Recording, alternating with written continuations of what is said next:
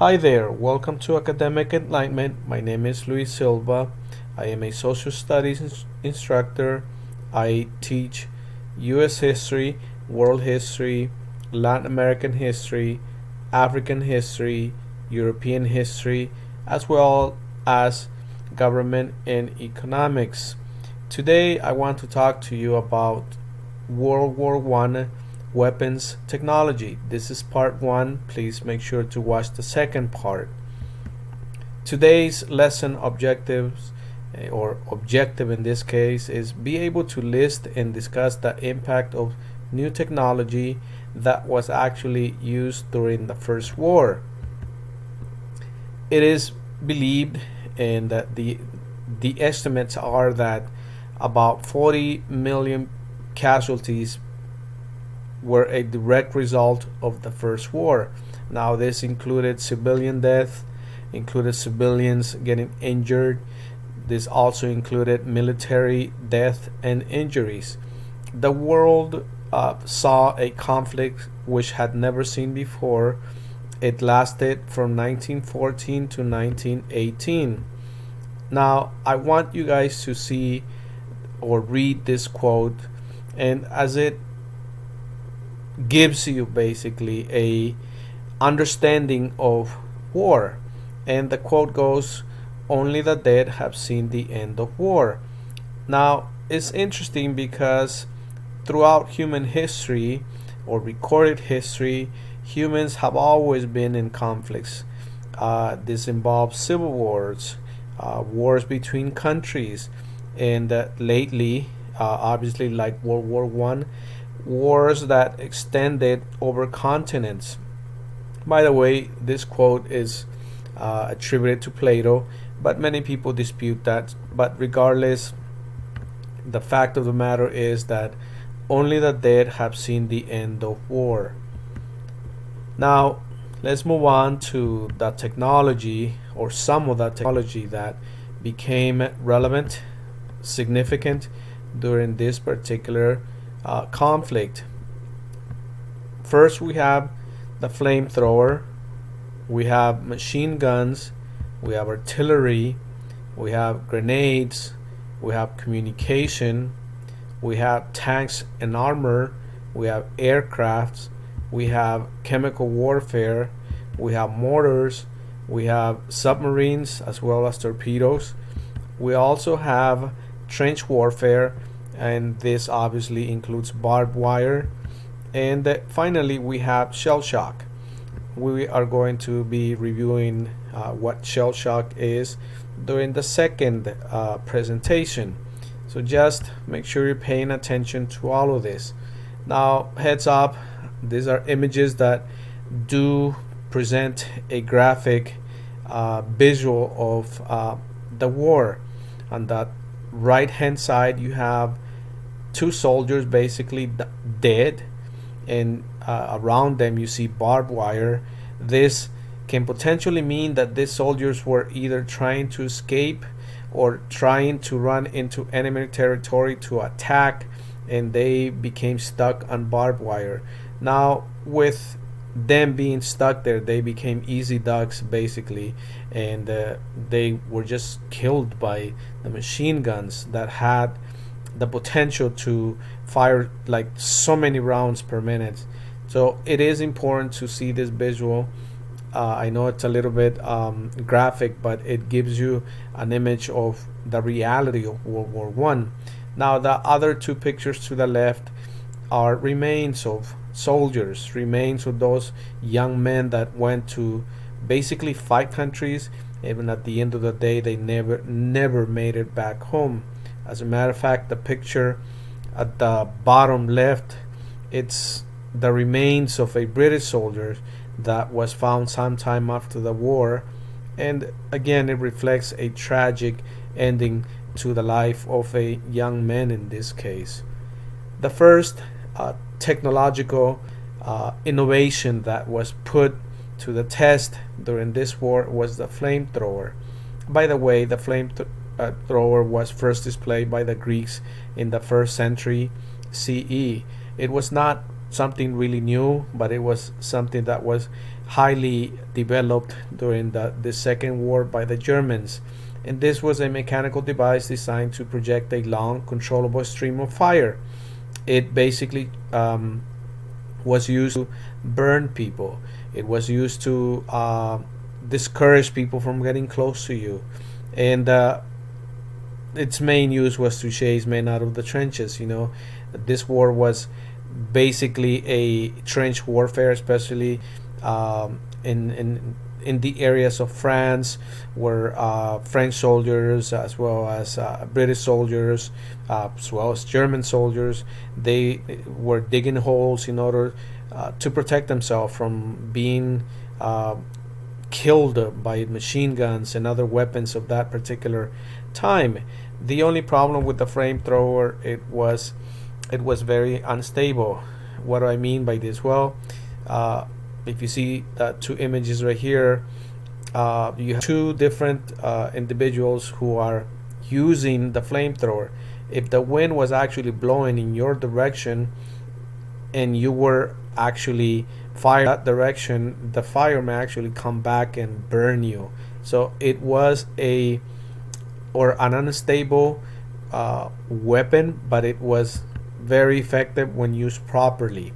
Another very important technical innovation of this particular time is the machine gun. It was basically an invention by the Americans. It was an invention designed to kill by the hundreds of people. By the way, early machine guns needed 4 to 6 men to work them and had to be laid flat on a surface. They had the firepower of 100 guns. So if you put 100 individuals actually firing one after another, like really fast, this is basically what a machine gun did. 100 guns firing at you, it's almost impossible to escape. Now you see this image here. You have 4 men. Again, those 4 men are there in a defensive position. If you see the gentleman holding the machine gun, he's very tense. The war in this particular case, in any war, basically it's all about survival. You will survive if you plan ahead. If you will survive if you are always on the lookout, for the most part. Now, also remember that a war is either you kill or be killed. In this case, as you see in this image, these men here are actually trying to make it through one day of this conflict. Also here, you also have different or 2 different images. The image to the left at the bottom, you see 4 men on a defensive position with a machine gun. And if you see the image to the right top, you also see 2 machine guns actually. But it seems here that some type of chemical was thrown at this group of soldiers, and they seem to be struggling to survive. But you still see the 2 machine guns there. And you have a couple of images here, or pictures here, of light machine guns. For example, you see this one right here, which was basically produced in 1897. It is designed obviously to kill people. You see these other 2 machine guns. It is also a part of the war, and it was designed to inflict a lot of pain on whoever was shot. And finally, you also see this other 2 machine guns here, one by the French and one by the British. They are all designed to kill people. They are all designed to inflict pain on people. And war is about who can last the longest. War is about who has the better technology. War is about who is able to outmaneuver the enemy. And in this case, using technology can definitely bring an advantage to your country, to your military, to your soldiers. Another big component of this war is artillery. Now, some of the description for artillery: it's a large caliber weapon capable of direct or indirect fire. Um, Basically, huge guns to destroy fortresses. And initially, this type of weapons were not so accurate in terms of range, as they did not have like modern day GPS that basically guide missiles, bombs to fall in a specific place. In this particular case, you see here, or in the image, you see here a couple of men, a couple of individuals handling the missiles, and then you see another group to the right handling the machine, the artillery, the cannon, in order to fire those missiles. Now it was, well, now it's outdated technology. At this time, it was technology of the best. Since it wasn't so accurate, if your enemy was about a mile from where you were, it was kind of hard to actually land exactly where, or land the missiles exactly where the enemy was. But sometimes you would miss it, you would be short, or sometimes you would overshoot the missile, and obviously it didn't cause a lot of injuries when that happened. I do want to present to you this modern day weapons, artillery weapons, that we used in our modern day military here in the United States. These weapons are extremely accurate. They are weapons designed to harm a lot of people, and they are weapons that are used almost in every war. This, or most of these weapons, were used or have been used in wars such as in the Persian Gulf War, used like in wars like in Iraq, Afghanistan. So they are weapons designed to cause a lot of harm, and militaries around the world use them very effectively and with great accuracy. Another technology that was used, it's grenades. This is a small explosive device. For the most part, you grab it with your hands, you remove the pin, and you throw it to your enemies.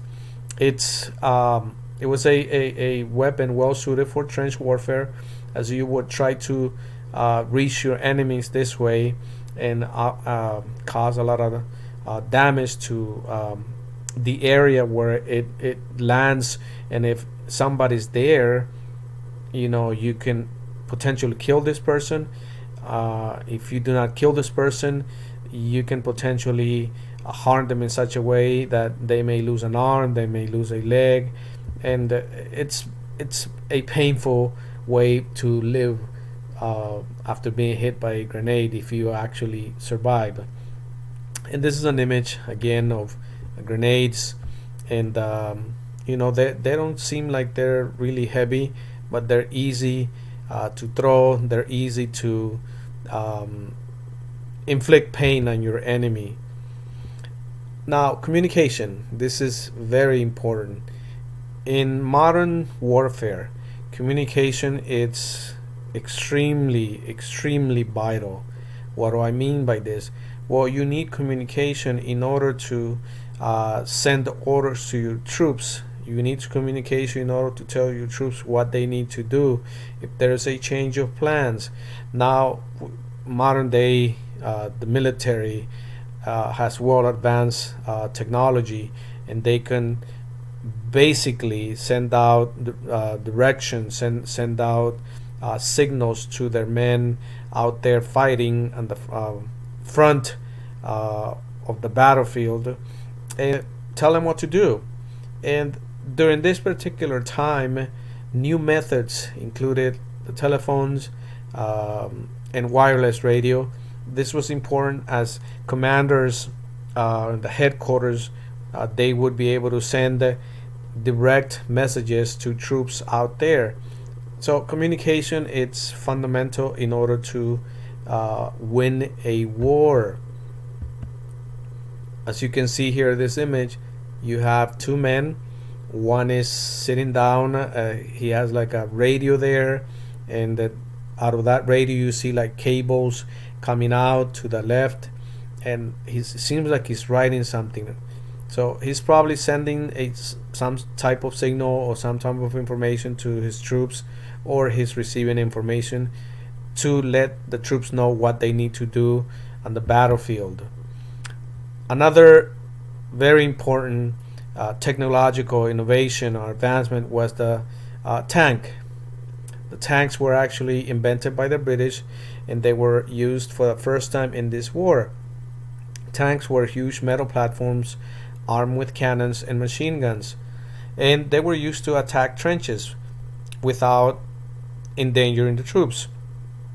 The troops that were inside the tank were basically protected from fire, from weapons, from machine guns, and this way, in this case the British, would be able to penetrate the defenses of the Germans, and they would be able to run over the barbed wires in order to attack the Germans. You know, this was basically a trench war. This means that the soldiers on both sides, like the Germans, like the British, like the French, they were digging holes and they would hide in those holes. So in this case, the tanks would actually be used in order to get near those holes and actually attack the enemy from a short distance. Here you go, you have another image of a tank. You see that it's a deadly weapon. It's a weapon that is capable of killing a whole bunch of people. It's a weapon that is capable of towns, cities, because I mean, with all the weapons that it has. Now here is an image of a modern day tank. This serves the same purpose as the previous tanks, but these tanks are obviously capable or armed with more advanced technology, more accurate weapons. I mean, it's just amazing how technology has evolved over time. But the First War, or World War One, actually laid out the grounds for all of this technology to continue to evolve. Remember, the first war was like the first modern fighting war, and as we have moved throughout time, every time there is a war, you know, technology continues to evolve and correct mistakes that were made in that war with better weapons. And another very important invention was the airplanes. As you know, the war started in 1914. A few years back, Wright brothers had laid out the groundwork for airplanes. In this case, airplanes were used to scout the enemy positions. So what would happen is airplanes would fly and they would see what was going on in enemy territory. If they had more tanks, if they had any other weapons, they would be able to see what was happening and then go back to their camps and let everybody know, or the commanders know, what was going on with the other or the enemy's side, basically. And again, the airplanes were mainly used at the beginning for surveillance, but eventually that changed as airplanes became more of a dominant force. So airplanes would become part of the battlefield. You know, I mean, just look at this airplane. It seems like it can't do a lot of damage, but at the same time, their roles change. For example, like we mentioned before, initially they were made to like spy from the sky and see enemy lines and see enemy equipment. But later on, as technology improved, they started to be used for bombing. They started to be used for air-to-air combat. And I mean, nowadays it's, you know, it's something that happens all the time. Airplanes are like the first ones, or fighter jets are like the first ones to actually enter the enemy's territory to cause a lot of damage. And in this image, we have the Red Baron's plane. The Red Baron was a German pilot, extremely efficient in terms of doing his job. He's known to have, actually, it's confirmed that he had 80 kills. He was a lethal pilot, and you know, he literally shot down 80 airplanes, and that was something, or it's something that's fantastic and amazing.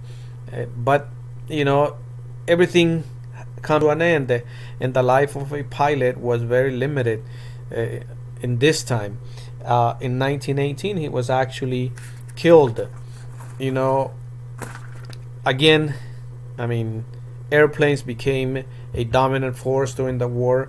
Airplanes dominated the skies during that war, but not necessarily to fight with each other, but to do surveillance. And again, as technology moved on, they became more of a combat machine. And this is, and I'm gonna end actually with this particular image here. It's modern day airplanes. You see all the firepower that these airplanes have. They can destroy cities basically within a matter of minutes with so much firepower that they have. Helicopters, I mean, the same role. They can go in and out of a place and cause massive destruction to the enemy's front lines or cities that harbor any enemy. Now, technology will continue to evolve as we move on, but at this moment we're gonna stop this presentation right here. Please make sure you continue to watch the other part, the second part of this presentation, and do not forget to subscribe to this channel, as every week I will bring you new content for you to be a successful student in your social studies classes. I will also be bringing you different topics later on about economics, government, and just stay loyal to this channel, and you're gonna get a whole bunch of lessons. Please, again, do not forget to subscribe, and I will see you guys later.